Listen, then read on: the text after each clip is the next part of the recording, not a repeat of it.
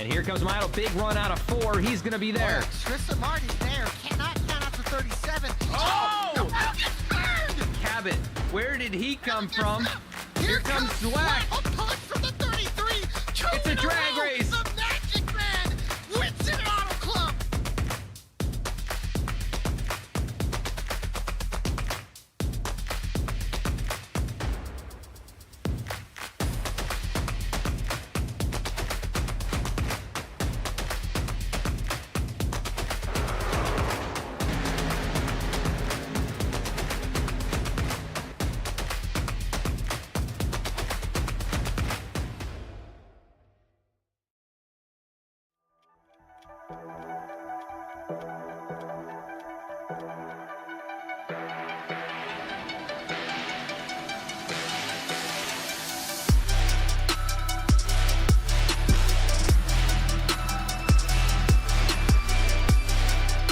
Here comes Bentley Glacier. Does he time the move? He goes high. Shimano Black turns the 33. Contact there entering turn 1. Around goes the 9. Oh, he comes back at the track and he gets clobbered. Zion picks it up into the air.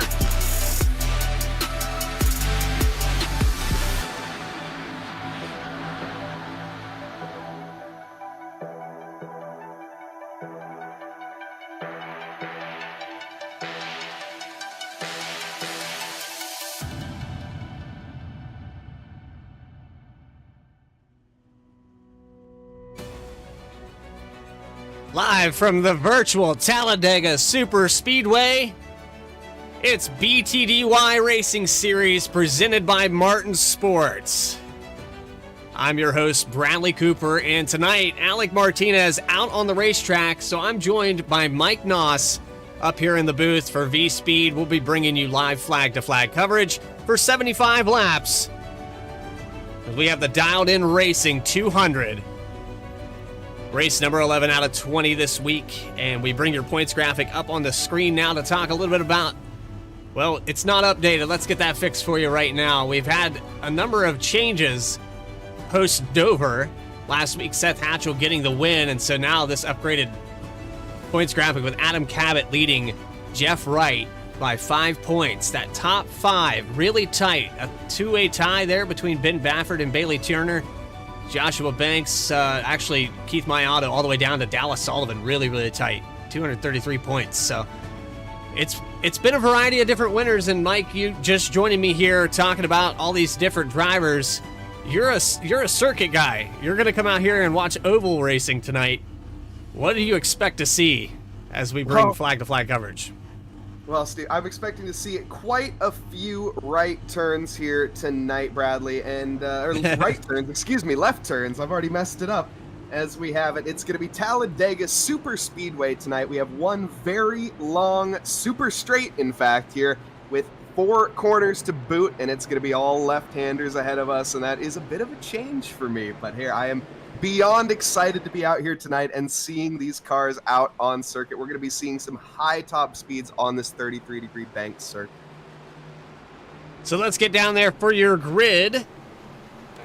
And starting on the pole here tonight, it's going to be VSPEED's very own Alec Martinez with a 53.118. To his outside, Ben Baffert in the second position. Third spot's going to be Bailey Turner, Adam Cabot in fourth. Fifth, AJ Stravano with David Shieldhouse, the fan favorite, in sixth. Seventh will be Brett Baldick, Yusuf Ghali in eighth, and rounding out that top 10 is Cody Atkins and Dennis Fairclough. Gary Sexton's going to start in 11th with Eric Hutton in 12th. 13th, Caleb Weekley, Ray Massey in 14th. 15th, Seth Hatchell, Jeff Wright 16th. 17th is Ryan Shelton, Brody Hayes. And then that top 20 with Nick Starling, the league admin, and Ryan Gimmel will be 20th. 21st is going to be Daniel Cunningham, Jeremiah Vincent, 22nd. Big car field here. Eric Gallion, Alan Dice, 25th. Joshua Banks, Kevin McGarvey, 27th. Noah Mikowski, Dennis Steele, Brandon Vasquez, and Dallas Sullivan, the top 30. 35 cars out here tonight. You got Max Cost, Angelo Horonis is in the top 10 in points, starting in the back. Jacob Locklear, Layden Salfridge, and Jake Mackay rounding out that field. Let's get trackside now as the pace car gets ready to pull off. And we get set to go 75 laps for 200 miles. The Dialed In Racing 200 at Talladega. BTDY Racing Series is into the Geico restart zone. And Alec Martinez is going to lead him into turn 1. Green flag is out, and we're live and racing.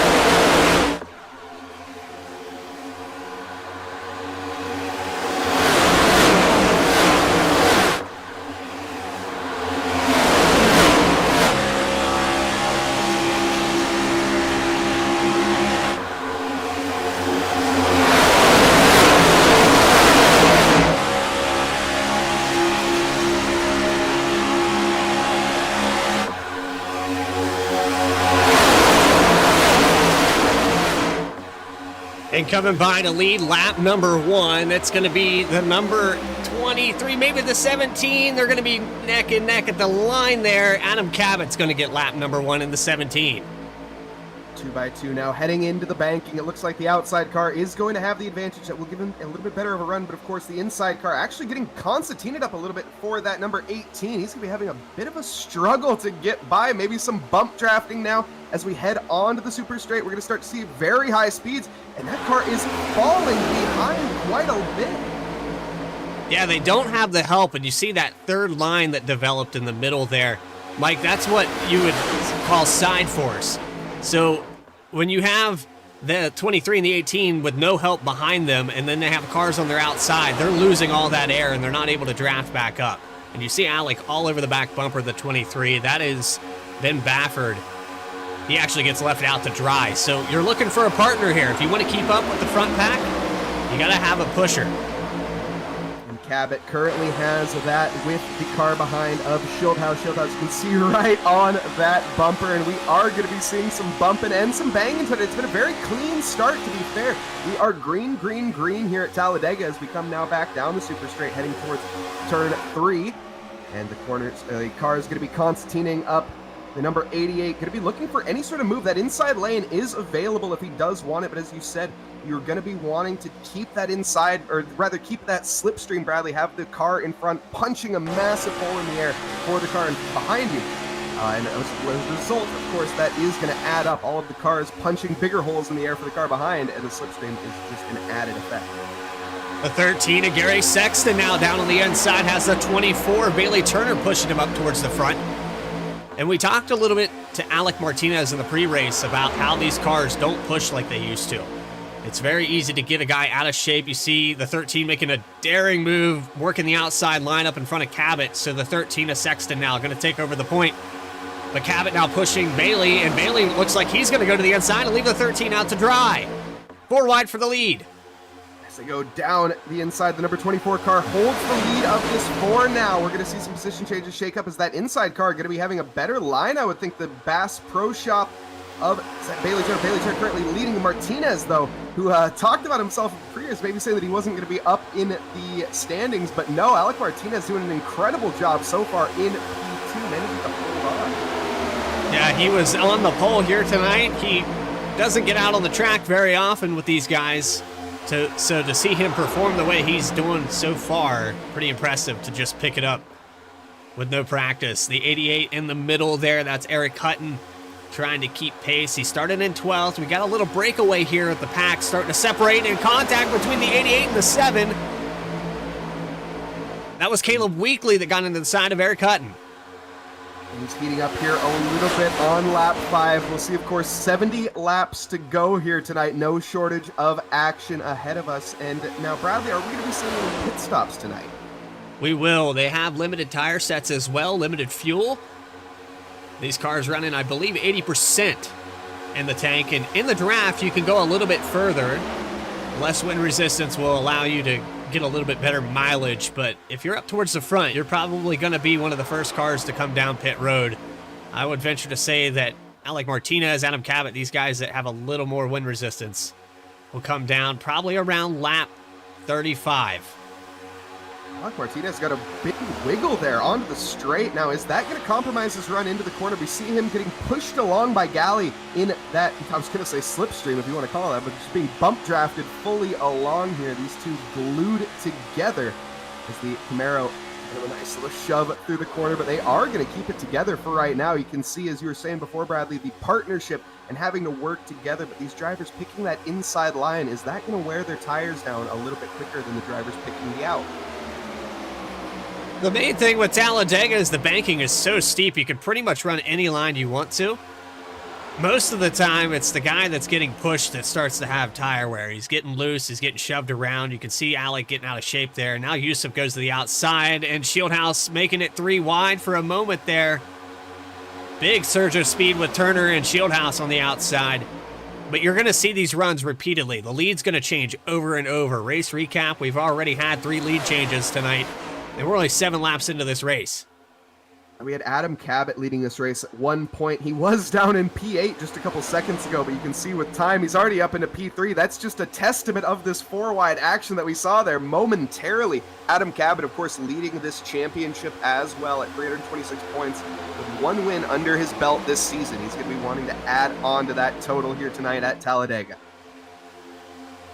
So let's go on board here. We got the number 18. He's fallen back a little bit here. Try to see if we can find him. He's being numbered as the 18, but finding him on timing and scoring, a little bit more difficult because these names are jumping around so much. There he is. Alec Martinez. We're going to go on board here with the number 18 for a moment. I think we got him. There he is. Alec Martinez. He looks distracted right now. What is he doing? Looking at chat. Yeah, looking at chat. He's got to be. He's looking at the feed right now. He says, hey, I'm on TV. Wave up here, Alec. I know you hear it.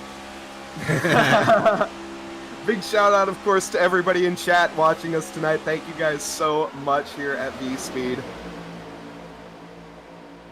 Hey, I appreciate the help too, Mike. It's good to have you around, and I know I put you on the spot. He had 35 minutes to prepare for tonight, and you can't even tell.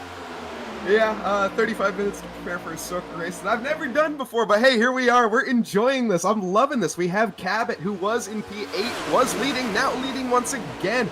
The changes here in positions are through and through the entirety, like basically constant. This is so entertaining. It seems though the pack has thinned out a little bit towards the back. We see in the outside line definitely being the favorable one here tonight at Talladega.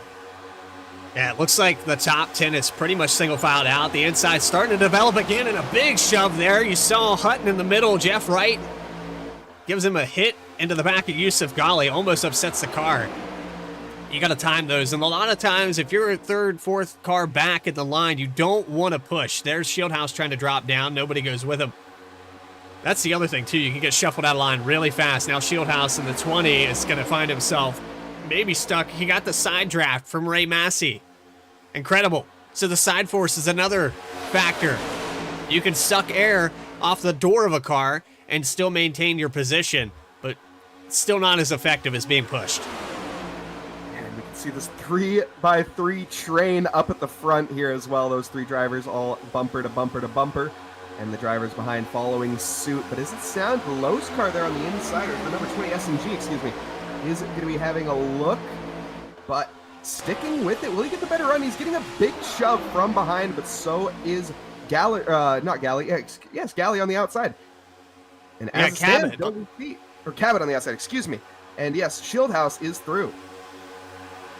So Shieldhouse able to hold on. He was down in front of Ghali, who gave him a great push there to lead the lap. Barely got the 100th of a second over Cabot. And in the middle, that's Eric Hutton with Jeff Wright in the 48 trying to shove him through the center. These guys really kind of stagnated, though. The outside was really developed, and then it fell apart. It all happened within a lap. And that inside line seeming to be picked once again here tonight. We saw the drivers fanning out, going single file, but now the inside line seeming to be the choice of, well, pace. We can see the driver, the Camry, currently leading. That is Galley with Stravato behind, and Turner in P3. You can see that Turner, no big slipstream ahead of him. That is going to allow... Oh, contact! Oh, big contact! And there's a wreck. with the 80, I believe, of Dennis Faircloth getting involved in that. Several cars involved. Cabot's involved, the 63 of Cost. That's going to bring out caution number 1 on lap 12. The 6. Ryan Gimmel is involved. VSPEED driver. Oh boy, let's go back on the instant replay. This was a decent size. I wouldn't categorize it as the big one. I don't think the field was tight enough just yet to put that in. But here they come off at turn 2. And you can see the 80 of Faircloth. He just cuts off Shieldhouse across the nose. Shieldhouse gets shoved. I think some of these cars are repairable. Let's go on board with the 20 of Shieldhouse.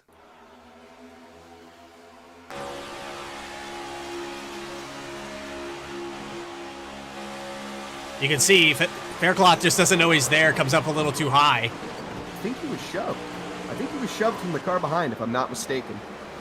That was pushed him into that little nose there. I don't think the 20 car wanted to be there. I think the 17 may have had a slight assist in that matter. Here we're going to get a better angle as we see the 17 car have a little gap right there and shove that 20 car into that gap. That caused the entire mayhem. The 17 car getting the worst end of it by, well, actually the 88 kind of getting the worst end of it by a good margin there, but the 17 not coming off without any damage, no doubt. Yeah, it was a good eye there because I didn't see that initial shove from Cabot push Shieldhouse into that situation. So, unfortunately, that brings out caution number 1. The action's still well underway. We still have 32 drivers. Jacob Locklear and Jake Mackay have parked it behind the wall. The 97 heavy front end damage on his machine. You can see him there on the right side of your screen. But here we go. Green or yellow flag pit stops on lap 13. Yusuf Ghali leads them down pit road. Now, Bradley, one thing that I'm wondering here tonight, do you want to go ahead and explain these yellow flag procedures? So under yellow, caution car will come out. If you have more than one car, usually on the racing surface that's sideways, they will wave the yellow flag. We will pace around. Pit road will open the second time around. All these cars will come down, have a fair shot to get their tires and fuel. We'll come back out for a single file lap and then double back up right before they go green. Wait until I explain green, white checkers to you. Oh, no. The other thing I'm wondering, how long are these tires expected to last? With Talladega, it's typically as long as you can make them run. If you're sitting in the back of the field, you can almost go with no tires. I wouldn't recommend it, but it can save you time under green flags conditions. Depending on the circumstances, if you're the pusher, you can typically get away with it. But if you're the guy up front that's getting shoved, you definitely want 4 tires on this car. And every chance you can take them, get them. But a full fuel run of about 35 laps, everyone's going to probably take tires just to be on the safe side. It makes sense. And we see these drivers now coming back behind the safety car, the caution car. And we will be seeing them all go up into their 2x2 formation. 2x2. Next time by, I believe.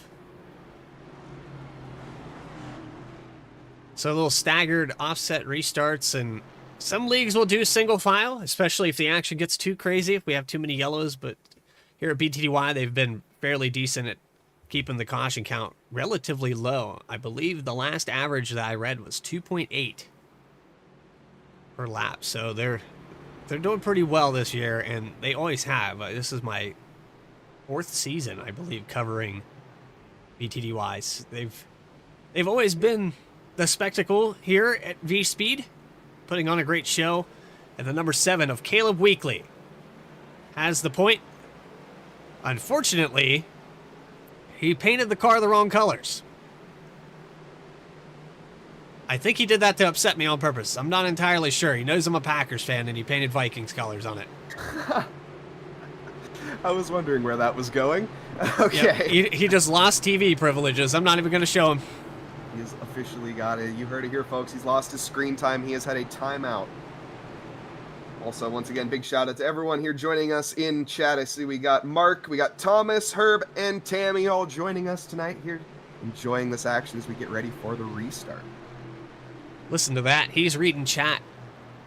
I never do it. I don't know why. I should. It keeps viewer retention. It lets people know that you appreciate them. But I'm always just so focused on everything that I forget. I forget to read it. So he's gunning for my job. Mike is gunning for my job right now. I can feel it. Nah, I love chat. Thank you guys all for being here. You're the reason we're here after all, so. Respect on that. And the 7 of Caleb Weekly going to lead him into turn 1. He has Daniel Cunningham on the outside. Bailey Turner, Cody Atkins, AJ Stravato, the top 5. Then Yusuf Ghali, Kevin McGarvey, Joshua Banks, Alan Dice, and Ben Bafford, the top 10. Some of the guys that started up towards the front, they find themselves deep in the field. Your pole sitter, Alec Martinez, is all the way back to 22nd here for this restart. Quite a bit of ground to make up. A few of those drivers were leading at one point in this race. As we now come around to these banking once again. Is that a BMW pace car? It's something.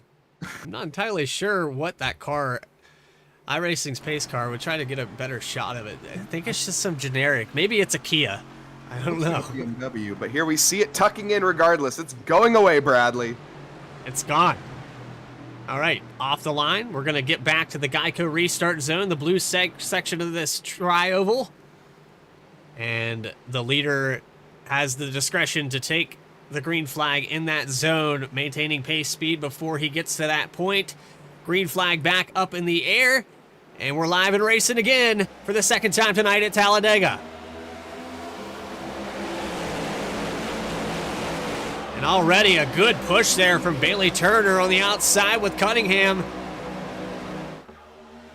And he's already peaking 3 wide. Cunningham left out to dry. 24 car, I've noticed he is not afraid to get out of that slipstream. He's willing to lead the pack, definitely not unfamiliar with leading a race. We can see a car way off the apron as well. Gonna have to rejoin safely. There is Brody Hayes coming back now in 27th. All the way down the field. Big Constantina as well as we head into the braking zone. Another car there tucking off to the apron. Bradley, seems that things are getting very close here on the restart. He said braking zone. He's a circuit guy. These things are wide open. Wide open. Say braking zone. Oh my goodness. It's okay. It's okay. Not to embarrass you. It's just one of those things I caught it and I found it funny. Now, these cars have restrictor plates on them to lessen the power. That's why they rely so much on draft to maintain the run, because once they get out of that slipstream, it falls like a rock. The wind resistance takes over and the horsepower is just not there to carry the speed. These cars are definitely capable. They have well over 500 horsepower, and if they didn't restrict them, they would go over 200 miles per hour by themselves. That's a terrifying prospect to have 4x4 now through the curves at 200 miles an hour. I'm kind of glad we are limited here tonight. And we're right on board here and show you what a 200-mile-an-hour traffic jam looks like. On board with Eric Hutton. Your average day on the I-90, I would say. Well, maybe not quite. I wish I was traveling at speeds of this, but we see these drivers pushing each other along here in this traffic. And as Bradley has made the point before, it's about working together with these drivers. It's not about just trying to straight up race each other. As for these 75 laps, there is no real way that you can just pull away by a mile using that draft, the side slipstream, the front draft, every way.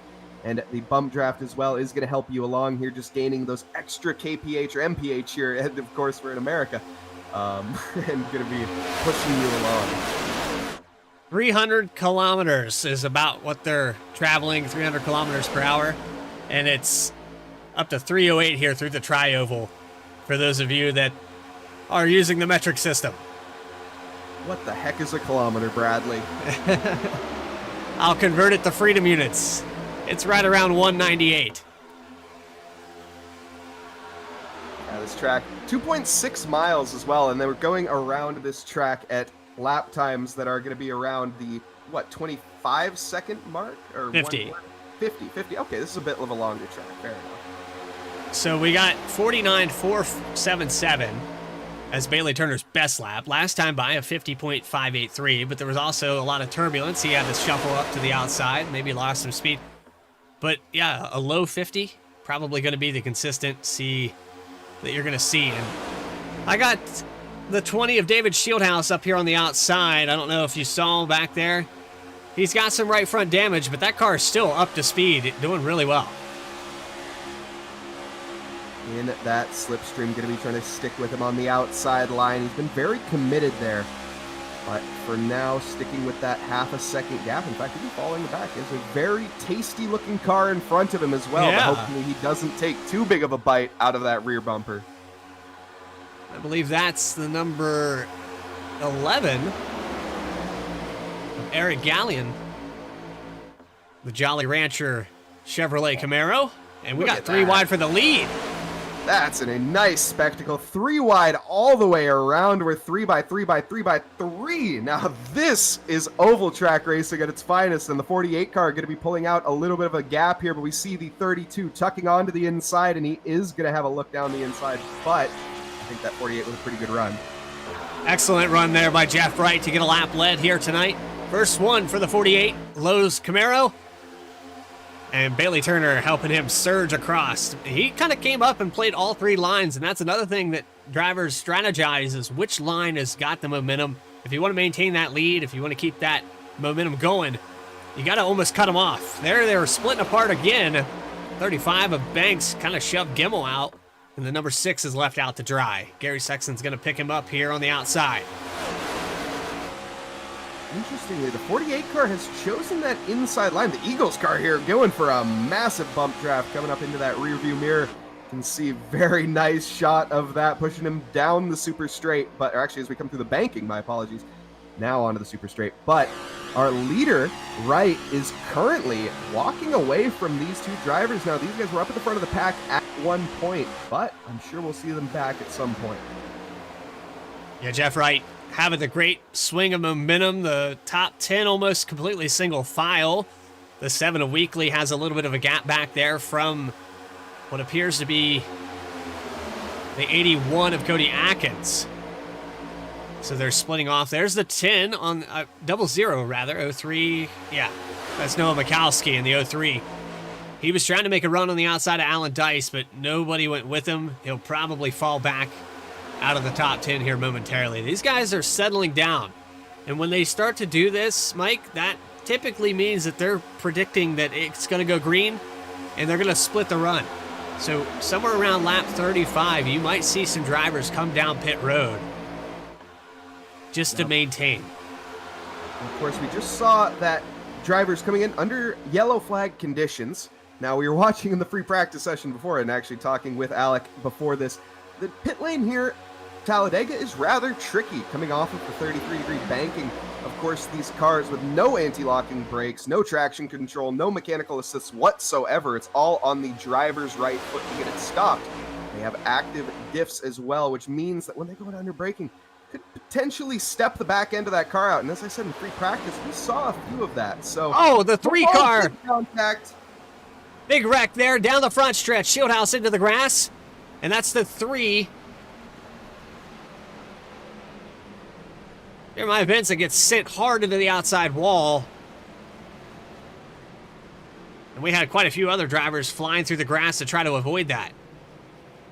And as we were just saying, we may not see a pit flag under caution. Well, I think we may be able to chalk that one up to the commentator cursing. Yeah, curse of the camera. It's happened a couple times this season. Second yellow of the night on lap 24. Let's go back and see what happened to the number 3. This is already happening. It looks like the 19 was on the outside. Kind of more of what we saw in the backstretch there with Shieldhouse and Faircloth earlier. Let's go back on another replay and get a wide angle of this. Curious and the who 3 car the dip down the pit lane as well. Oh, 3 car just gets out of shape there and kind of takes the 19 with them. Oh, Shieldhouse gets shoved through that by Faircloth. Let's go on board with the 20. He's riding pretty far back from this. Watch as it all happens and unfolds quickly. Best seat in the house here. Wow. Great avoidance. He does get out of shape, but managing to really read that collision and end off in the right spot minimizes the damage taken there for that Camaro. One more time here on board with the number 3. Looked like a bit of a miscommunication, to be honest, in terms of which line that the driver was committing to. And we see that car in the pit lane. Now, who is that? That was kind of... They just kind of saw the collision up ahead and said nope, and just drove down pit lane. That was such a... Yeah, let's see this. So they're going to get a great view of everything that's unfolding, and they just say, you know what? I think the pit stop sounds good to me. Yeah. Is that Bring it down. speeding in the pits? Because that looked very fast up to the pit line.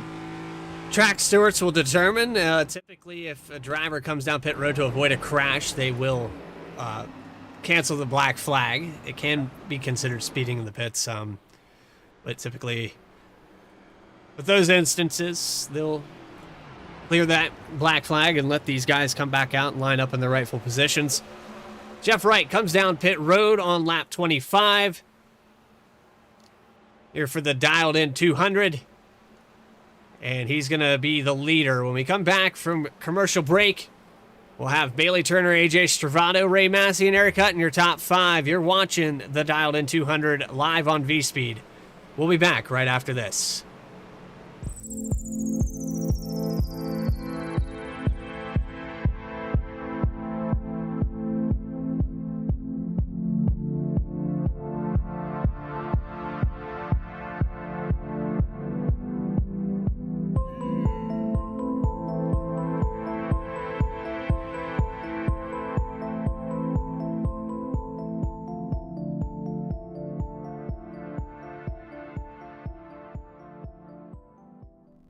Sailor Tarot Magic is the spot to get a reading from Sally, an intuitive healer and tarot reader.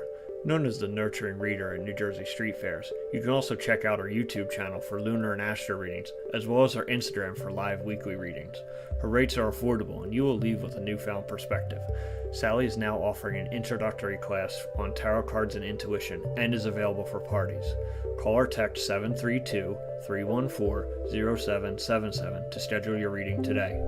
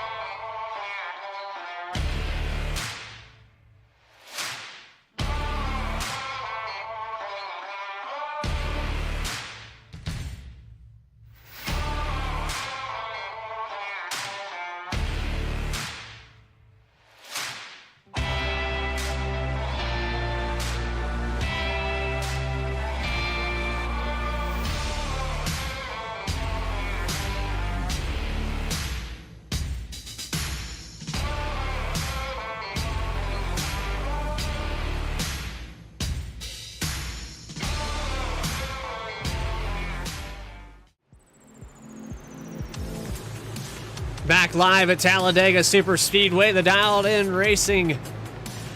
We got Dialed Racing, it's Dialed In Racing. How about that? Let's update that. Typos, we love it. The Dialed In Racing 200, presented on VSPEED. These drivers getting set to go back green. Jeff Wright on the point. He takes over on lap 25. After that caution, we came down pit road, topped off with fuel, got 4 tires, and now these drivers set back, ready to go. As we get ready here, 2x2 Noah's Ark formation heading down towards turn 1. The Lowe's car going to be in the lead here at lap 26. This is round 11 of 20. We are getting ready here. Calm before the storm. And hitting the loud pedal. The Thunder's back, and the 48 gets too much of a jump there. Look at him. He pulls out. Bailey Turner drops down, thankfully. You watch that restart, and some of these guys that surge ahead, it does you no good to get an early start and pull out away from the pack. And that can actually cost you positions if someone doesn't pick you up. Luckily, the 24 does go down there. 24, though, seemingly not too content with being behind the 48 here as he's having looks to the outside lane. Decides, though, on the inside for now. Sticks with that bump draft, not willing to compromise his run as it stands.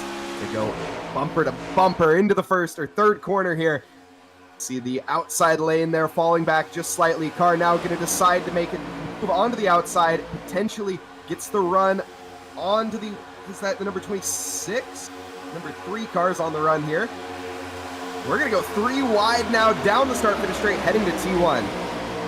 The 32 of Ray Massey went to the outside with the 35 of Joshua Banks. The 03 of Mikowski was stuck in the middle, and he's fallen back with Weekly. Jeff Wright, Bailey Turner, AJ Servato have branched off from this pack, so it's thundering behind them, and they're going to resurge. You're going to see Eric Hutton in the 88 come back really soon. Look at this run.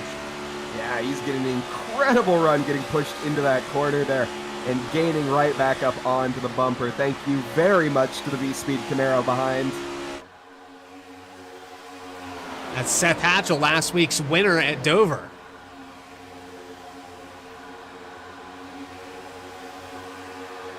So single filed out again. They settle down a little bit. Jeff Wright is actually letting the 24 car breathe. So if we get a look back here at the front of the 24, that bottom grille is the only space where air can get to that radiator.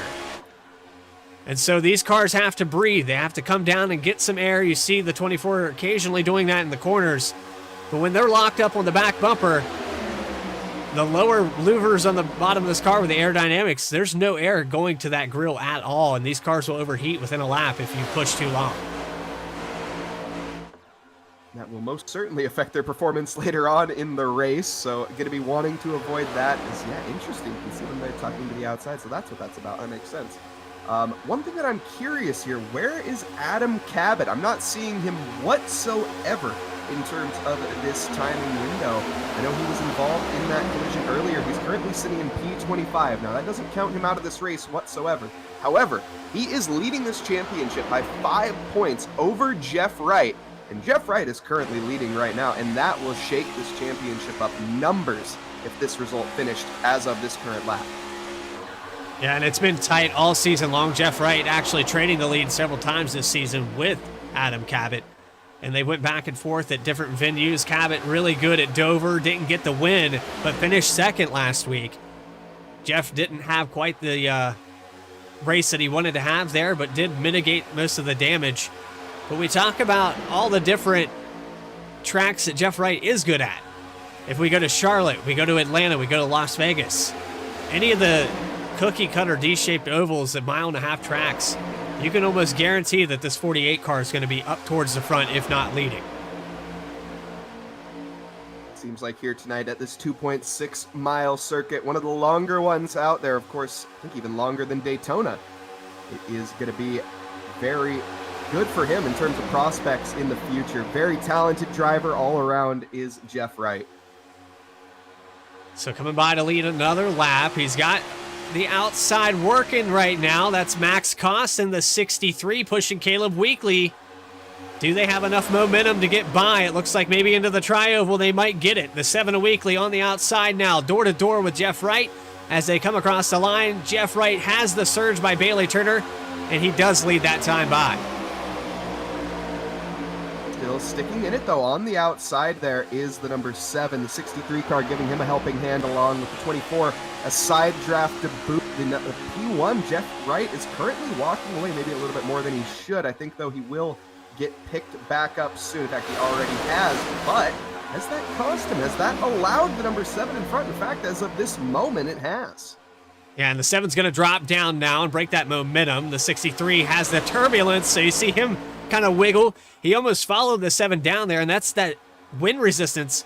That hole that's punched in the air makes the front end of this car so light that when you get back into the wind resistance, the car still wants to follow the guy in front of you. The wheel gets very light when that happens. Love and the Max pop Koss. on. Sorry about that. No worries. I'd love to pop on board here, see some of these drivers and what they are wrestling with here behind the wheel in these, as you said before, a lovely traffic jam. You can see the Minnesota Vikings livery there, a beautiful livery. I don't know anything about football. I'm just saying that to get Bradley upset. But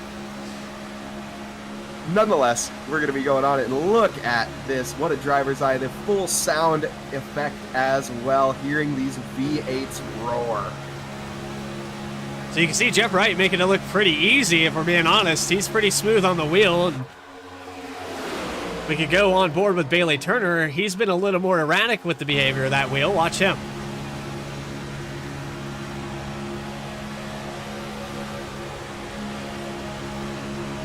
He's constantly working it back and forth. As I like to say there, Bradley, he's milking the cow a little bit, you know? Yeah. Just getting those constant seesaw movements into that wheel, trying to keep it straight. Now, that is going to work the front tires just a little bit more there than Jeff is. So, could come in later in play, but with the amount of yellow flags we've seen so far, it seems these drivers have a fresh set of boots throughout the entire field. Hey, and back to the boots reference. I remember that one back. We did some work on Formula One. Good time. I learned something that day. So did I. Also, we have Brandon Vasquez in chat. Unfortunately, that is not at all where I wanted to see that name. But unfortunately, having to retire early. And retire the Vin Diesel family Dollar Ford early tonight. Family Dollar. That is amazing. That is amazing. I love it. That's an awesome paint scheme. So Ryan Gimmel had a brief moment there with the lead. He didn't get he got the lap led, but now everyone shuffles around and leaves him out to dry on the outside, and nobody is going with the 6 car here. No, not quite. This is a bit of a shakeup with Turner leading currently. Wright has managed to catch up again. He fell back, then he caught back up, and he fell back. That's the nature here, of course. At this track in particular, we are going to be really, no one is sealed in the lead until the checkered flag. So anything can happen. You can see the dart Look at the over there difference from the lows. Wow, what a defensive take there. Is going to compromise his speed massively into the corner, but isn't going to matter because it blocks the 13 and compromises his line. Well, I take that back. It clearly does matter. Yeah, the 13 dives to the bottom. These guys are just trying to find a spot. Now Nowakowski's on the back bumper of Sexton and going to push him into 3. A little brush with the wall with the 8 car on the outside. Ryan Gimmel got a break, and I believe those are VSPEED teammates with Gimmel and Seth Hatchell letting him in. Now Banks into the middle, 3 wide, back around the 10th position. And this is so fascinating. As somebody who primarily comes from circuit racing, I do have to say the psychology of the racing between these cars is very, very different. Obviously, in circuit racing, you do want to work together with the car to a certain extent, but you never really want to give them the position. Here in circles, it's very different. It's just about a give and take, an ebb and flow sort of feel where it's really no one is leading for a short period of time. And as that tempo changes, you'll see the laps count down.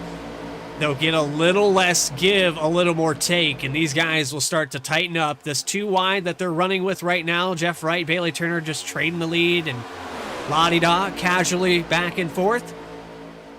Takes 2 to tango. The 24 gets really pinched there by Stravato and Wright. And yeah, it's starting to get a little crazy. We're ticking these laps away. The chaos has just begun. Tension is definitely building here on the field. You can feel these drivers starting to push each other to different boundaries. That Camaro there, the neon green Camaro on the back, almost getting its nose cut off. That was very close, but keeping it under control. Nonetheless, the 46 car there on the inside gets a big dive as well from the Camry. I'm not sure who that was, but managing to make some gains there, picking the slipstream up, and that inside pack of Dallas there is getting kind of swamped. Yeah, it's starting to fall back. These guys that were up towards the front that lost the draft are cycling back to this pack one at a time. And it's kind of the product of Bailey Turner and Jeff Wright. They're not allowing anyone to get these runs. They're not allowing anybody to get around them. So the guys that make a big surge, you see right here with Hutton in the 88, he's going to get this surge. But when they get up there, they can't do anything with it. They end up falling back, and you're seeing the accordion effect. Very interesting as well to see how they change their lines up, where you'll all of a sudden see from our leader, Wright in particular, he'll pick that inside line for certain times, and then it seems though when there's nobody on that inside, he's very comfortable to hug the outside, save that tire, where I know as we mentioned earlier, that it is a bit of a struggle, or not a struggle, but it's a bit easier to keep your tires under control. Not as much of a struggle due to the fact that there's so much banking on this track.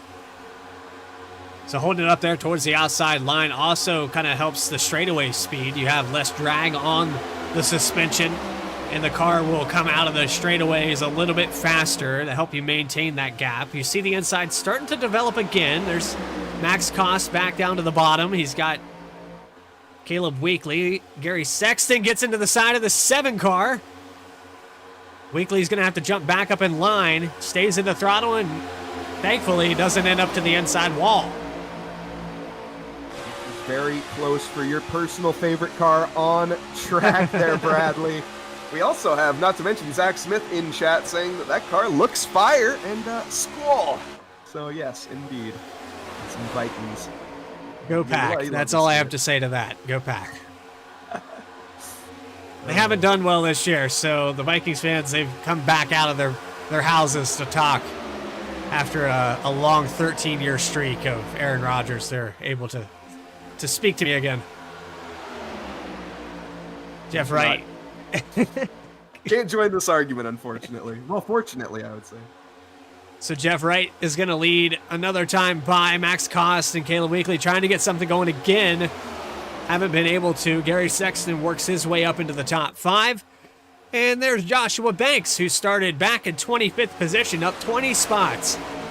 In the closing laps of this race, we've got about 34, 35 laps to go. Joshua Banks, seemingly a sleeper out of these drivers up into very high positions, and even in terms of our championship, I don't see Joshua's name in the fight. Oh, no, I do, excuse me, P9, currently just over 14 points behind AJ Stravato. AJ is currently a bit further back. No, he's in P3. Bring those points back up on the screen for you here, show you what is going on. The tightness of the top 3, very, very close, less than 30 points separating these drivers. And you glossed over it a couple times there with Jeff Wright and Adam Cabot, how, you know, the finishing that if we were to actually finish this race, Cabot is all the way back in 27th, and this would totally shake up the points. Yeah, that could even result, I'm not sure what the points on the line here tonight are, but considering that Ben Bayford as well as Bailey Turner are tied at 293 points compared to Adam Cabot's 226, they would not be far away at the end of this. They might not be in the lead necessarily of him, but the championship tightening up and getting down to the wire here in round 11. All over the back bumper again for the 24, and we go back through the field a little bit here. They're shuffling all over the place from 20th on back. These guys trying to figure out who wants to be at the lead of this pack, but you got a lot of cars with damage. And 2-car tandems, you see Baffert and Max Cost, Yusuf Ghali. They've all shuffled out. Cost was up towards the front at the start of this run. He's all the way back to 15th position, 17th now. We also saw Weekly. He was running up in the high runners, currently in P10 after we saw him have a trip off to the apron, I think after a minor contact, but nonetheless managing to keep it under control for the most part.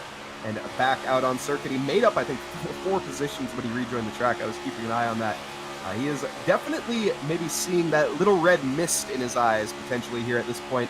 Though we are just cresting over halfway into this race, he has a long way to go and needs to keep his head on his shoulders. So David Shieldhouse with that little bit of front end damage as we look from the back of Nick Starling. It looks like it's been pretty much repaired.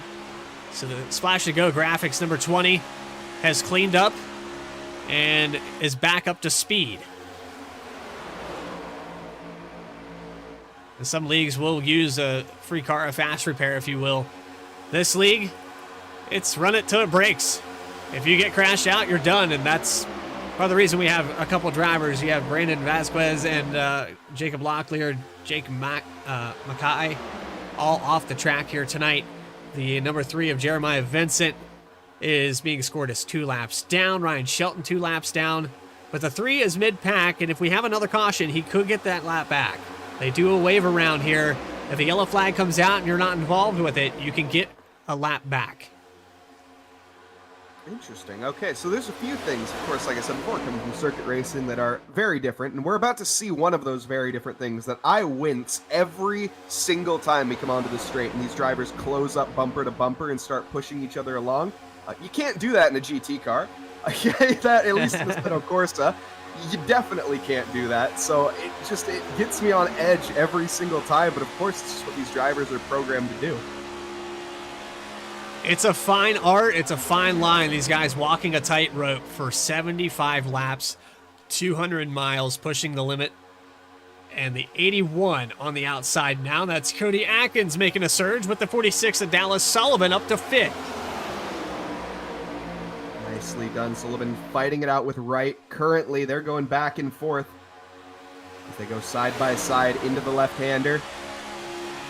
See that Matco Tools car going to be trying to eke out any sort of advantage as well, but that is no slipstream ahead here for the car we're on board with, and as a result, we're going to see that inside pack walking away a little bit.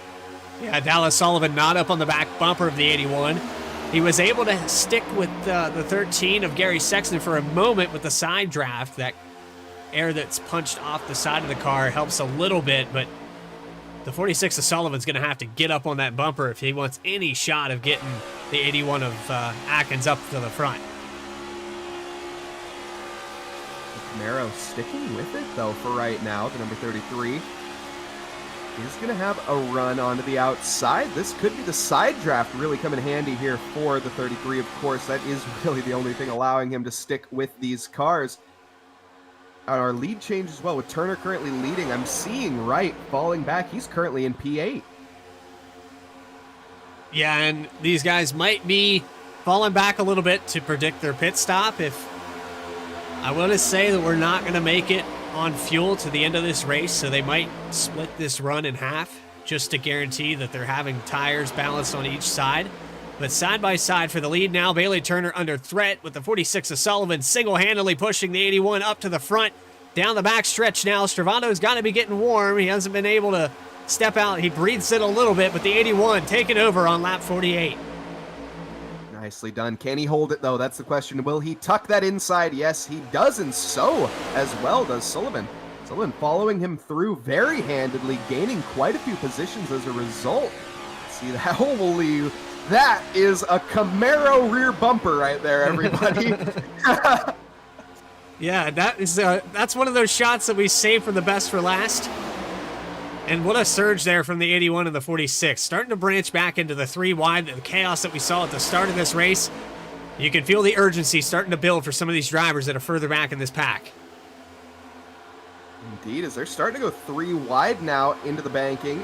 You can see even trying to make it 4 wide potentially for the 23. Being very eager.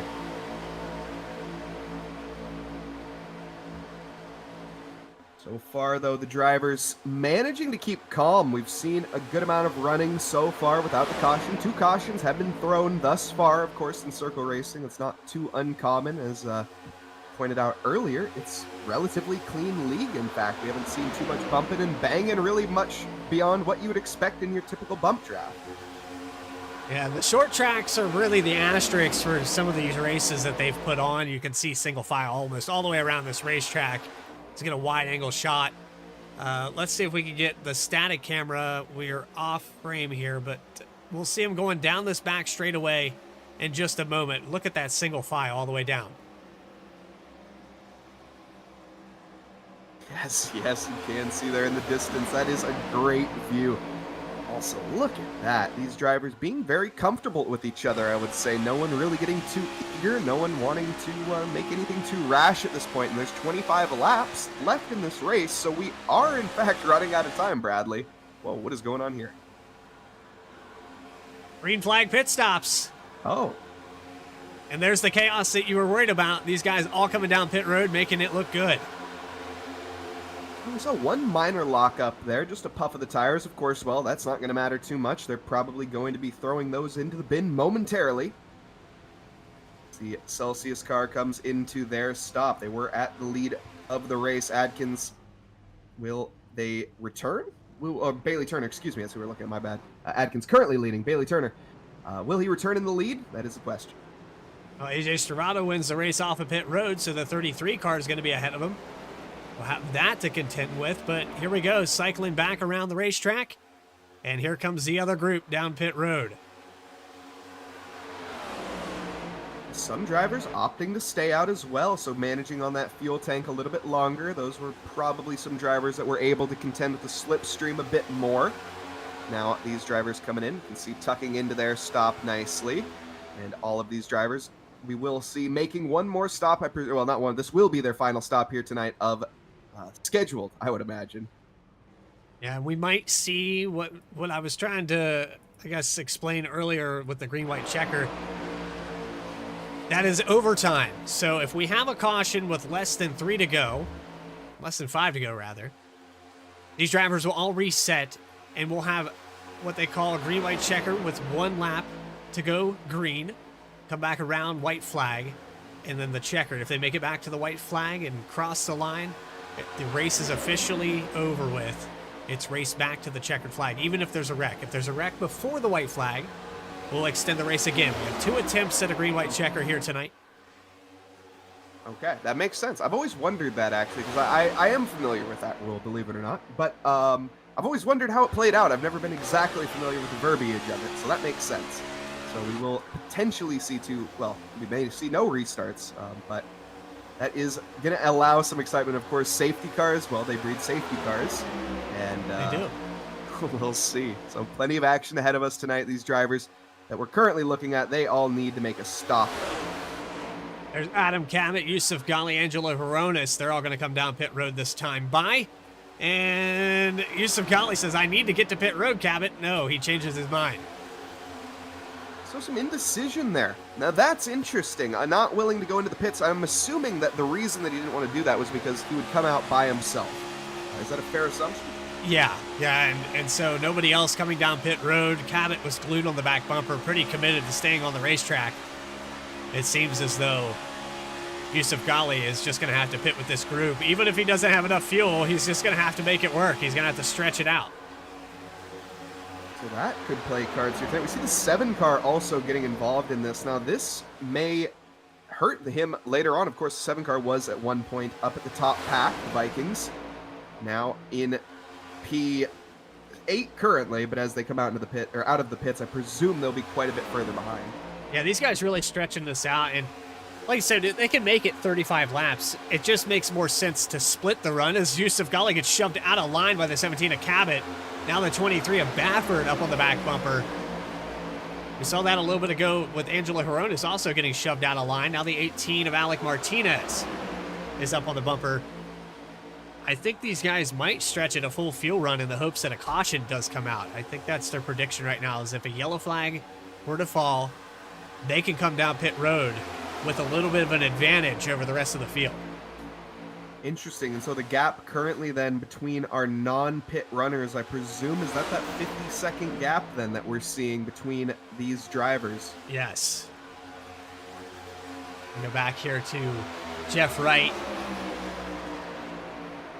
and AJ Stravado with about 41.1 second gap back to these drivers. And then you have Gary Sexton and the number 13. They are 50 seconds back. Brody Hayes leading this pack. Actually, Ryan Gimmel in front of him. So yeah, that's what happens at this track when you cycle pit road. Some guys get in a little bit faster than others, and you can actually see the lead pack catching. About 17th back is being caught up, and they might be at threat of going a lap down. If a caution falls when that happens, that's an even bigger advantage for this lead pack to come down pit road. Also, some late pit stops here may not pay off for our front runners, but we'll see. Currently lap 56 complete. We're 3 wide right now with the... we're into the pits as well. Whoa! They're way too hot. Way too hot. Those are both going to get speeding penalties for the 46 and the 81.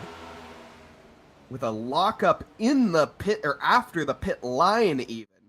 Both drivers missing their braking markers by a heavy margin here we're about to see. The 46 car trying to gain an advantage as well, but just significantly misjudged. And there was the pit line that we saw well back before that puff of smoke.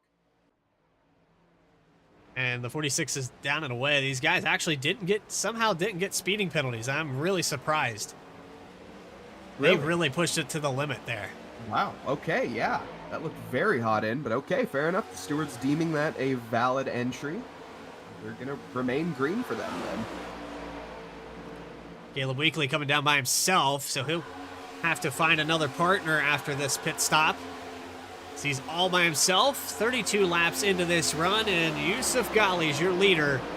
We've almost cycled through all of our pits. We have 5 cars that haven't hit pit road. That is Yusuf Ghali, Adam Cabot, Angelo Huronis, Alec Martinez, and Ben Baffert still out on the racetrack. Weekly coming down by himself, probably just said, hey, I'm out of fuel. I have to come down now.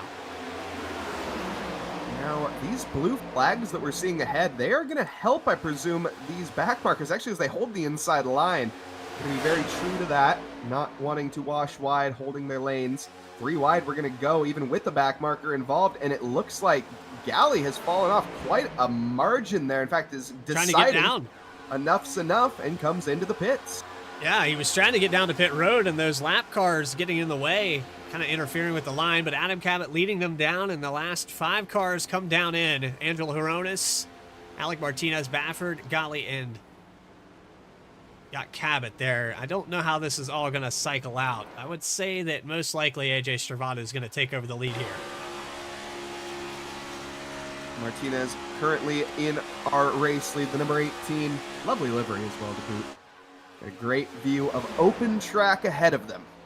And 3 cars very tight behind. The Lowe's car trying to make some moves, though it doesn't look like anything's going to happen just yet. As we approach lap 60, these drivers all going to be fairly content with each other, I presume, and just trying to stay alive for the time being. So there's Adam Cabot up in front on the left side of your screen. These guys trying to catch up to that. They're going to have a big head of steam down the backstretch and probably going to pass with ease on Cabot as they go into 3. These guys aren't connected just yet. There's Ghali now getting up to the back bumper of Cabot. Amazing pit stop here for the 17, the 54, the 23.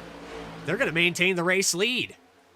I thought for sure Stravato and Wright Turner were going to catch up to them in time.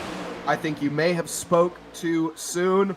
We are going to see them go 2 wide at least, 2 by 2 down the start-finish line.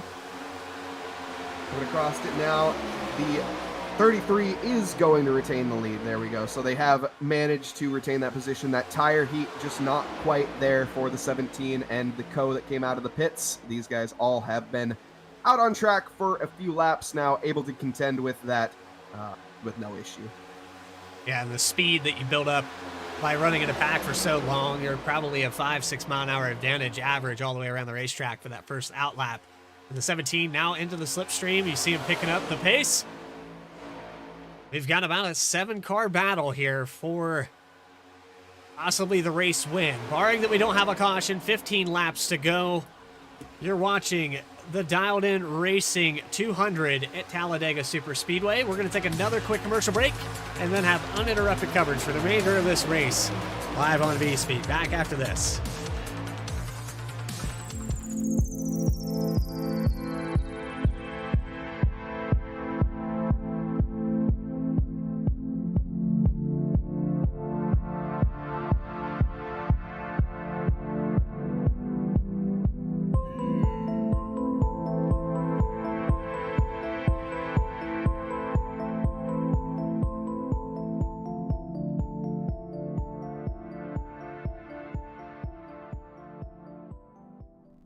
Sailor Tarot Magic is the spot to get a reading from Sally, an intuitive healer and tarot reader.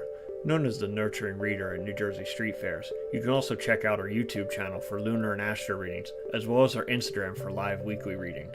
Her rates are affordable, and you will leave with a newfound perspective. Sally is now offering an introductory class on tarot cards and intuition, and is available for parties. Call or text 732-314-0777 to schedule your reading today.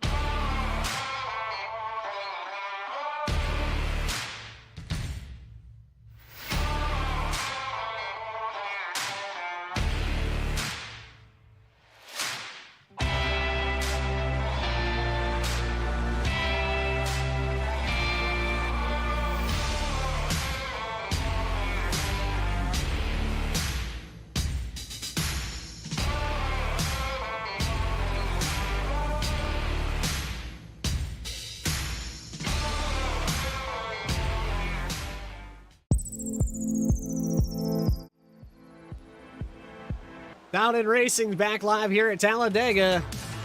BTDY Racing Series and AJ Stravado, your leader now for a consistent 5 laps.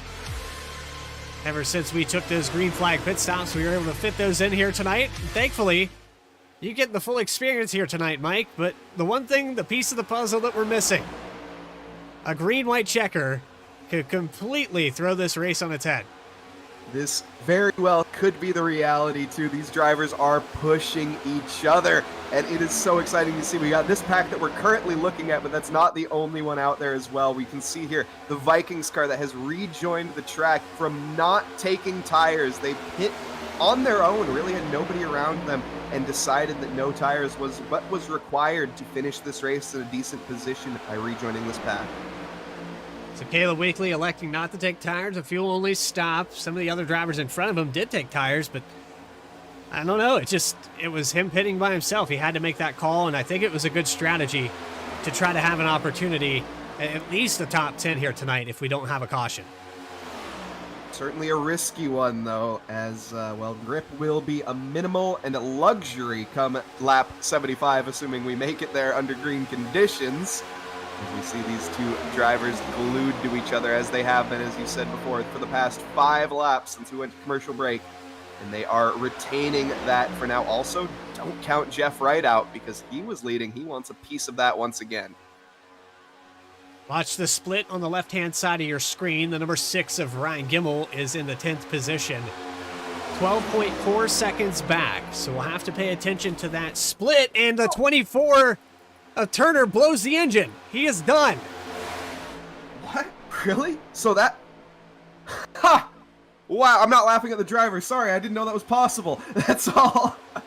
So that is the overheating issue that we talked about, where a driver is pushing for too long, and he was behind the 33 of Stravado for what we saw 7 laps. He overheats the 24, and that's going to do it tonight for Bailey Turner. And as you had mentioned earlier, Bailey Turner, he was the driver that was glued to the 48 car to the point where you couldn't even see him if you were looking at a head-on shot. And that, yeah, as you said, the cooling being a massive factor here at these high speeds. That is the only inlet for the radiator, and when you block it, well, that is going to have a massive overheating issue, as we've seen. Joshua Banks takes over the lead after that mishap with the 24. You saw Stravado lost all that momentum. He falls back to the 5th position after that. He had no one pushing him, so he falling like a rock here in the closing laps. Less than 10 to go, and Joshua Banks goes by for another lap led.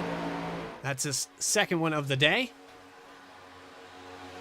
Adam Cabot somehow finds his way, the Magic Man as he's been known here in BTDY and on VSPEED. A lot of Adam Cabot fans out there in the chat, I'm sure, gonna watch this 17 have a chance to undo the history. I mean, you saw all of this race, the 48 car was up towards the front the entirety, and Cabot sneaking back, sleeping in the 25th range, and now 2nd position for the 17. Now, one more thing I wanted to touch on before we move on from the Bailey Turner incident there. Bailey Turner is tied in championship points with Ben Bayford in P3. So tied for 3rd position. That is going to be no longer, assuming Bayford makes it to the line here at all tonight. And a car blinking out there momentarily. I couldn't see who that was. It might have been Stravado or Wright. We've seen some issues here tonight with a couple cars blinking in and out, but nothing too major. What you don't want is that to happen when you're pushing a guy. Very reliant on the connection to cooperate. And oh, it looks like Faircloth gets shuffled out of line, and he's up into the outside wall. Oh, and that has affected that pace massively, and Dennis going to be pretty upset with that, I would imagine, but there's not much he can do at this moment. They're fighting back and forth, though. Baffert pushing Cabot. Stravado getting pushed by Wright. 2-car tandem, and this is more of what we saw back in the day when the COT and the old tandem style racing. These guys have branched off from the pack, and it's 4 cars, 2 tandems, and possibly 2 leaders as we're going to go side by side. Stravano getting a good run on the back of the 33. With these guys continuing to push like this, it could be another one of those Bailey Turner moments where someone pops an engine. I am on the edge of my seat currently and just about out of it with these guys. They are so tight on this final bit, and as you said before, we are, of course, at risk of finishing not under green, but under green-white checkered. And that is a possibility in any race. These drivers tonight, I will say, it is looking like they have been very clean. Even from an outsider's perspective looking in, this has been very clean circle racing tonight. We've had 2 cautions, but that really isn't the story of the racing that we've seen out there. I mean, it's just been light bumping, obviously slipstreams and bump drafting, but beyond that, not too much. With 5 laps to go, you see on the left-hand side, the 6 car of Gimmel no longer in the picture. Weekly, Horonis, Gimmel all the way up to 6th position after Turner falls out. You had some cars pull it down pit road a second time, I think. I'm not exactly sure. Yusuf Ghali off the racetrack as well. So the 54 out of it tonight. Big Not sure what championship names going to be going down in terms in the pit lane. It's very surprising. Cabot on the point, getting some laps led. 4 laps to go. The 23 of Baffert, the 33 of Stravano, the 48 of Jeff Wright, and the 35 of Banks. Now, not for 1 second should you believe that that 23 car is your friend right here with 4 to go. If you know anything about plate racing at all, it's never the guy in the front that wins these races. It's the guy behind him that slipstreams past coming out of turn 4. More often than not, it's going to be second place that gets the pass. But you'll see some blocking. You'll see some erratic moves, some daring moves by Adam Cabot to try to defend this lead. He's got a lot of hungry sharks behind him. 3 to go as they cross the line. Yes, indeed. Also, big note here as well. Adam Cabot has won 1 race this season. He's looking to pick up a second. However, taking a look, of course, down at Stravato, 0 race wins in these 11 races. He is hungry. He wants this more than I think any of the drivers in this pack. We'll see if he can make that dream become a reality, though. A little bit of a drought for Stravano. I think he went winless last season in BTDY, looking to try to get that drought over with. But he's falling back a little bit. This is the size up. This is where these guys are going to try to make a run, and I think Jeff Wright's going to help him. A little bit of a gap here as they come out of turn 4, and here comes Stravado now with a push from Wright. To mention, the car's behind. There's the block. Yeah, right. Wow. The 17 of Cabot defending the lead. Jeff Wright loses all his momentum, and they shove the 17 all the way out to the outside. The 33 of Stravado takes over the lead on 2 to go. But has he, though? They're remaining side by side, and as it stands, the timing charts have said that Cabot is in front and coming onto the back straight. Now the super straight, he is in front, and that Stravato is not in a slipstream and dropping massively. Now, coming into turn 3, we are going to be looking for Cabot here, but Bayford on the inside. No, he sticks with it. We may see exactly, though, what you were talking about, Bradley, to the line. White flag going to come out this time by 1 to go for the BTDY Dialed In Racing 200 at Talladega. 75 laps about to be completed, and the race will be official. White flag in the air now. AJ Stravado puts a little gap between him and Ben Badford. Adam Cabot has the lead. Will we see another block? Will Baffert leave him out to dry? Does Jeff Wright have a push for Stravado? Joshua Banks still in the picture here. Big moves there. Everyone shuffling around. Yusuf Ghali out here in the middle, and the 17 of Cabot goes around. Cabot out of the race. Is huge. It looks like he will be able to rejoin potentially here on the last lap, but they're going to continue scrapping. It is not over here at the front. Stravato is leading, and he wants this. He's looking at that first race win tonight with with Wright breathing down his neck, but that is Banks on the outside. They're going to go side by side. This is exactly what Stravato wants. Stravado going to get it. He's got it under wraps. The first win of the season goes to the 33, AJ Stravado. And he gets taken out at the line by Yusuf Ghali. And the 33 car is able to hold it on. Unbelievable. AJ is going to be thrilled with that one tonight. Finally, as he's, holy smoke. It's in the background. Some celebrations going on, to say the least. But yes, AJ Stravato taking home his first win of this season. As you said before, it's been a drought since the previous. We're going to catch a replay of exactly what happened here. This is Cabot, excuse me, Cabot. This is the incident we're about to see between the two drivers up at the front. Cabot was leading this championship no longer. Yeah, he falls all the way back. Well, he only loses 5 spots. Luckily, the distance was far enough that he was able to regain back out on the track just ahead of Angelo Hironis by about 0.7 of a second. But we're going to see it down the backstretch here as they come out of turn 2, what happened.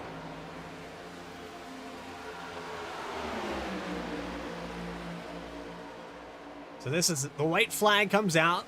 You see the shuffling for position.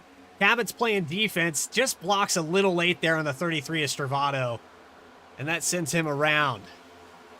Then you've got Jeff Wright glued to the rear bumper, the 35 of Joshua Banks, who ends up getting P2 here tonight. Watch these guys go door to door through the tri-oval, and Banks all over Jeff Wright as they exit. Look at him, just glued door to door here. And that 48 car slamming himself to the inside, trying to take the shortest line to the checker to that he can. Who got that? That was a photo finish. Yeah, let's back that up just a little bit more.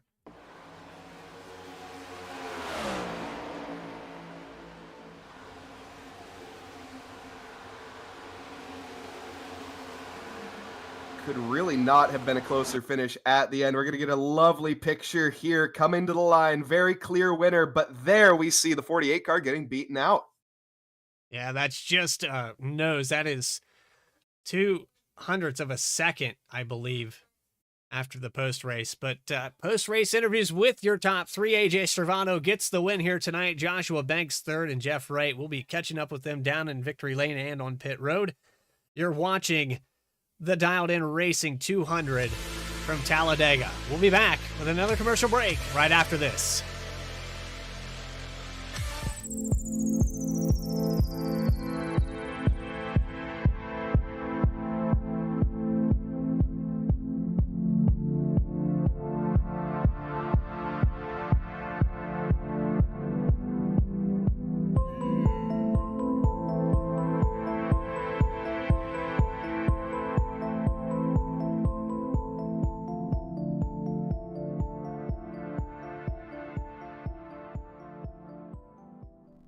Sailor Tarot Magic is the spot to get a reading from Sally, an intuitive healer and tarot reader.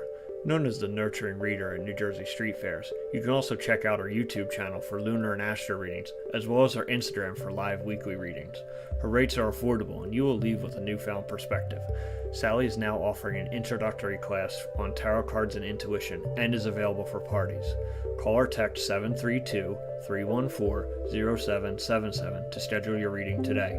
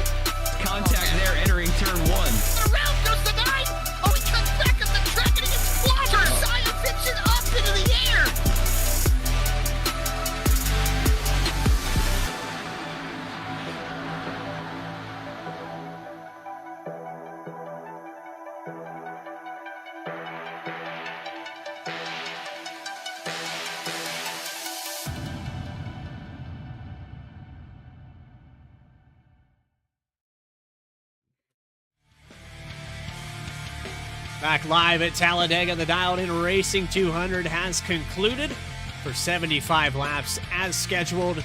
No green-white checkers here tonight. A big surprise for super speedway racing. It came down to the final 5 drivers in there, with Adam Cabot getting sent down the backstretch into the inside wall. AJ Stravado is victorious in his first win of the season thus far. It took 11 weeks for AJ to get it there, but the drought is over. We've caught up down on pit road. We have our third place finisher here tonight, and that is Jeff Wright. Just barely edged out at the line. But Jeff, you went door to door, you pushed, you shoved, you drafted, and it ultimately came down to those last 300 feet. Yeah, it was a lot of fun tonight. Happy AJ could get the win. That sad boy sweeping the super speedways this year, so happy we could do that. But yeah, it was a wild race. I'm sure it was entertaining for you guys up in the booth, especially early on there. It seems like everybody was just willing to make those risky moves, and somehow, we came out the other end of this thing, because I think there was a few times there where we very well could have been caught up in a big wreck. So just happy to bring it home, and like I said, happy to help AJ get to that victory tonight.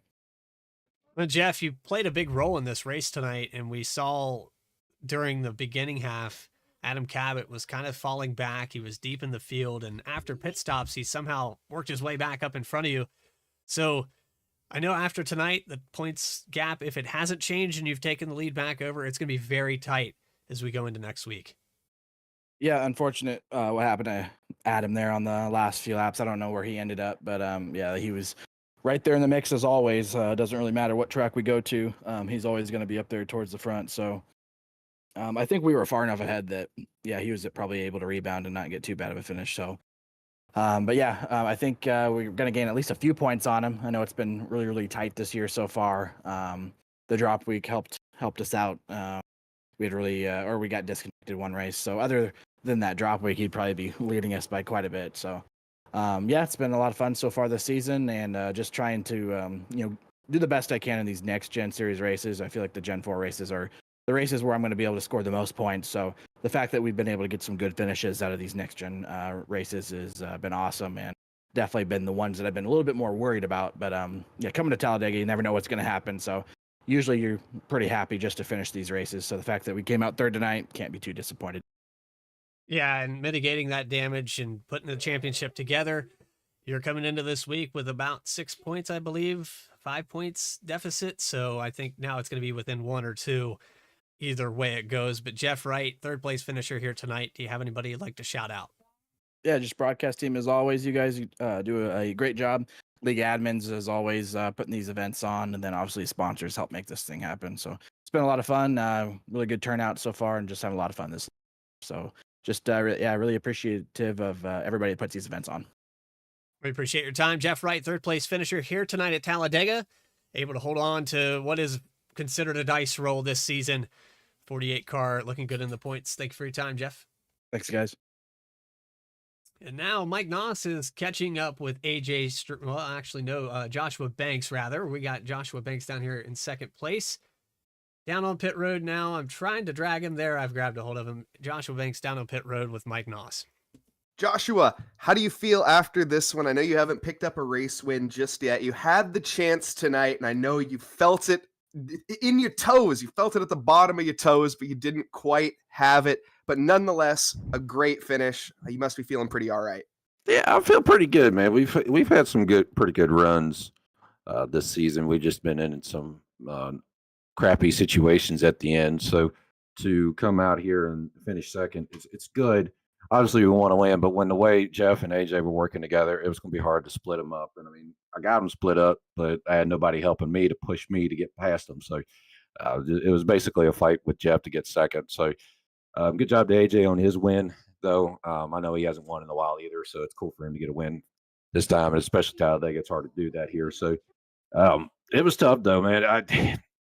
When you're not racing with a team and you're the only guy racing and you're trying to pick who you want to be with, and usually you're picking the same people every race because they usually get up front. It's still tough because when it gets down to the wire, nobody's pushing anybody unless they're working together or something. And if they are, then I'm really a sitting duck. So it makes it little difficult to do these kind of plate tracks, but thankfully, and it's exciting to be able to run top 5 and finish top 5 tonight and get her done. So that's a good feeling as always.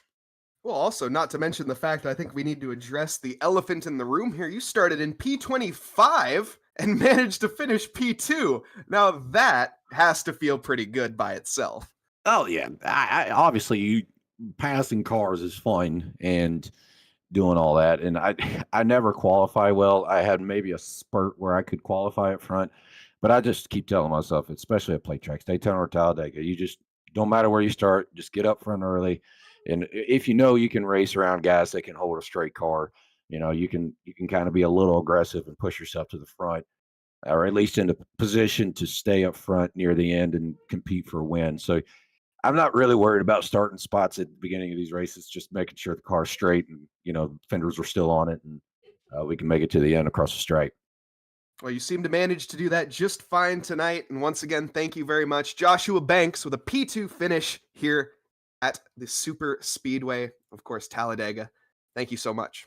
All right. Thank you, buddy. Appreciate it.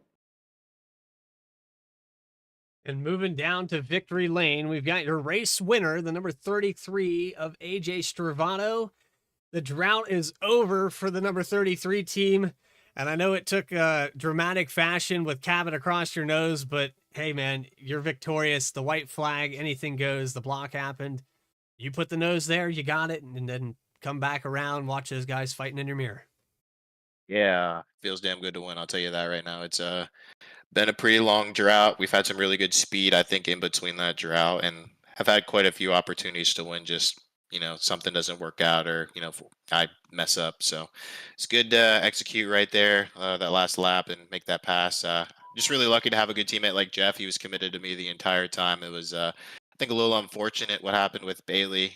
Yeah, his engine blew following me. Not really. I quite frankly don't know how, to be honest with you, but I knew Jeff once Bailey's engine blew, he was committed to me. So just was really using those last few laps to kind of just time the move and kind of experiment a little bit. And it was just all about making the move on the last lap, either coming out of 2 or 4. And luckily I made the move I did. Adam blocked. I can't lift on the last lap. I'm sorry, especially in that situation. I held my line to the best of my ability as straight as I could. So at that point, it is what it is. And I had Jeff committed to me. Once Banks made the move, it was just kind of set sail home for the races. So got to really, like I said, appreciate having a good teammate like Jeff, and just feels damn good to win. So a sweep here at the Super Speedways for the Sad Boys Motorsports. AJ, I know that you briefly talked about how you've had speed at other places, and how frustrating is it to know all season that you have the potential to win and just something not go your way? It's really damn frustrating. I think it's just competitive nature in me. Since I've been, playing baseball since I was 4 years old, I've always been a little too competitive, I think, for my own good. So, even going on a little drought like that, having speed, it's good to know you have on the back of your mind, but it doesn't feel, I guess, complete until you win. So obviously, super speedways, there's a lot that kind of needs to go into your favor, and honestly, I haven't had a lot go in my favor. So hopefully this can start turning things around and we can start winning a lot more. 8 laps led, started in 5th here tonight. Victorious to end the drought. AJ Stravano, do you have anybody you'd like to shout out while we got you up here? I think we'll give another shout out to Jeff Wright for being a hell of a pusher, and Bailey, honestly, for doing a great job throughout the race, and our entire Sad Boys team. All the Nexus Esports boys, hopefully put a couple guys in the Coke series, and just all the league admins that make this a great league to run in. It's a lot of fun to come in here on Tuesday nights and have some good buddies and good competition to race against. So it's finally come back and win. Feels good. We appreciate your time. AJ Stravano, the winner here tonight at Talladega, the Dialed In Racing 200. We appreciate your time. Appreciate you, brother. Have a good one. So there it is, all together, and it was an experience all its own. When you can get a win at Talladega, it means something when you can outsmart and outdrive 35 other drivers for 75 laps. So Mike Noss, let's final thoughts here before we bring up the finishing results. I know that we talked a little bit about your circuit days, but what do you think of the old Cup Series out here on a super speedway? I was literally on the edge of my seat for about 10 laps straight, Bradley. I'm not sure how people can do this on a daily basis, or rather, not on a daily, but at least on a weekly basis. This has gotten my blood pressure pumped through the roof. But my goodness, so exciting, so much action to see, and I have had such an amazing time. Thank you so much, Bradley. We appreciate you coming in and helping us out here on VSPEED. But let's bring up that final finishing order up on your screen now. Showing those results with the top three we just post-race interviewed, and then it's 1, 2, 3, Stravano, Banks, and Wright. Bafford's going to bring it home in fourth. Fifth spot goes to Adam Cabot, able to hold on just 0.07 of a second over Angelo Horonis in sixth. VSPEED's very own Alec Martinez, who got the pole here tonight, just missed it a little bit on pit road and fell back to 7th, but top 10 day for the 18. Garrick Sexton with a top 10 and 8th. Brody Hayes in 9th, and Daniel Cunningham will round out the top 10. 11th spot will be Ryan Gimmel with Cody Atkins in 12th, Ray Massey 13th, Seth Hatchell in the number 8, last week's winner, is going to finish 14th. Nick Starling in 15th position with Alan Dice, Mr. Consistency, in 16th. Noah Mikowski 17th, 18th Dallas Sullivan, 19th Kevin McGarvey, and Max Cost rounding out your top 20. A few of these drivers were off the field here from about 26th on down. Some guys having problems being a lap down. David Shieldhouse also not a great finish to his race. But Caleb Weakley's going to bring it home 21st. Remember, the Vikings machine was up towards the front.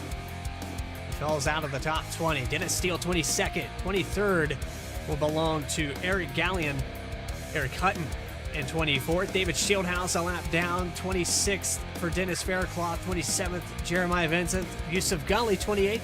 29th, Bailey Turner. Brett Baldick. We actually have a few cars that aren't scored quite correctly here in my timing of scoring. There's Shelton and Turner.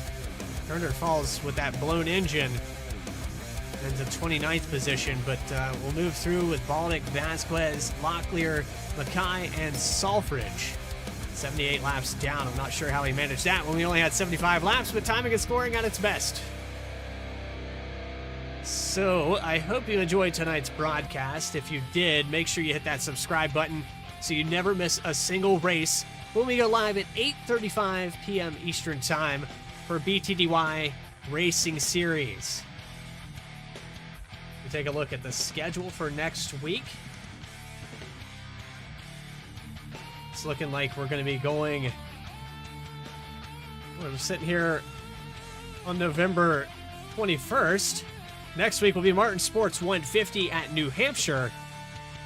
It will be in the next gen, or Gen 4 cars rather, on the 28th. And then it's the next gen on 12/5, the Marathon 300 at Charlotte for 200 laps.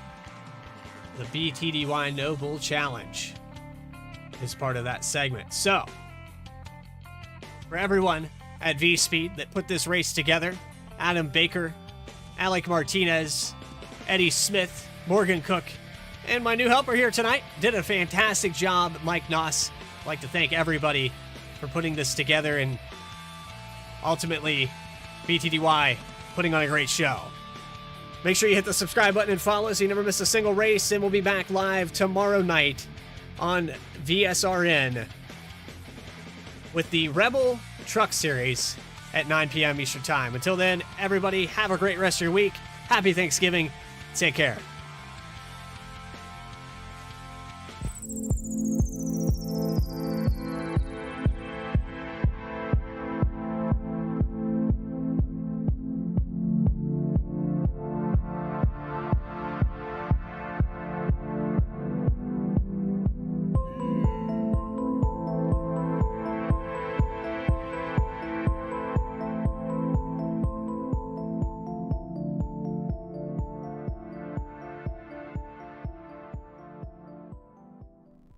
Sailor Tarot Magic is the spot to get a reading from Sally, an intuitive healer and tarot reader.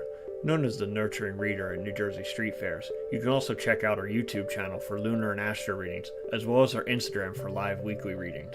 Her rates are affordable, and you will leave with a newfound perspective. Sally is now offering an introductory class on tarot cards and intuition, and is available for parties. Call or text 732-314-0777 to schedule your reading today.